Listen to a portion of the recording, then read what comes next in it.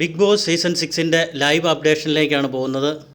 Jasmine അവിടെ പച്ചക്കറി cut ചെയ്യുന്നു. ആ സമയത്ത് ഒരു കത്തിയും കൂടി വേണമെന്നും പറഞ്ഞ് ജാസ്മിൻ ആരോടെ ചോദിക്കുന്നുണ്ട്. ആ സമയത്ത് ജിൻഡോ പറയുന്നു, കത്തി ആവശ്യമുണ്ടെങ്കിൽ നീ കിച്ചൺ ടീമിനോട് വേണം ചോദിക്കാൻ, വേറെ ആരോടും ചോദിക്കണ്ട എന്ന് പറയുന്നുണ്ട്.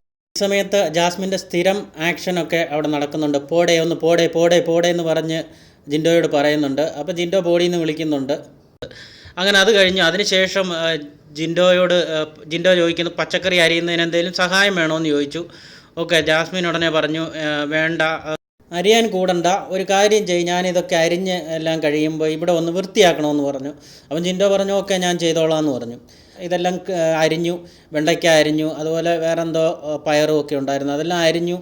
അതിനുശേഷം ജിൻഡോ വരുന്നു. ജിൻഡോ വന്ന് നോക്കുന്ന സമയത്ത് അവിടെ മുഴുവനും ഈ പയറിൻ്റെയും അതുപോലെ വെണ്ടയ്ക്കയുടെ അരിയൊക്കെ അതിലെല്ലാം ഇപ്പം നമുക്ക് ടേബിളിൽ വെച്ച് കണ്ടിക്കുന്നതാണ്. ടേബിളിൽ മാത്രമാണെങ്കിലൊക്കെ നമുക്ക് അത് സാരമില്ലെന്ന് പറയാം. ഇത് ആ തറയിൽ മുഴുവനായിട്ടും വിതറിയിട്ടേക്കുവാണ്. ശരിക്കും നമുക്കറിയാം ജാസ്മിന് വൃത്തിയില്ല എന്നുള്ള കാര്യത്തിൽ തർക്കമൊന്നുമില്ലല്ലോ. നമ്മൾ പല പ്രാവശ്യവും കണ്ടിട്ടുള്ളതാണ്. ബെഡ്ഷീറ്റ് മടക്കി വെക്കാത്തതും കുളിക്കാത്തതുമായ ഒരുപാട് പ്രശ്നങ്ങളുണ്ടായിട്ടുണ്ട്.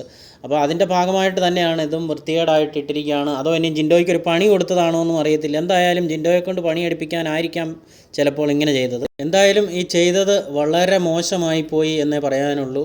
എന്തായാലും ജിൻഡോ വന്നത് ക്ലീൻ ചെയ്യുന്ന സമയത്ത് ജിൻഡോ തന്നെ ഞെട്ടിപ്പോകുന്നുണ്ട്. ഇത്രയ്ക്ക് ജിൻഡോയും പ്രതീക്ഷിച്ചിരുന്നില്ല. എന്തായാലും ജാസ്മിൻ കാണിച്ച ഈ വൃത്തികേടിനോട് നിങ്ങളുടെ പ്രതികരണം എന്താണെന്ന് കമൻറ്റിലൂടെ അറിയിക്കുക. വീണ്ടും കൂടുതൽ അപ്ഡേഷനുമായിട്ട് കാണുന്നത് വരെ ബൈ ബൈ.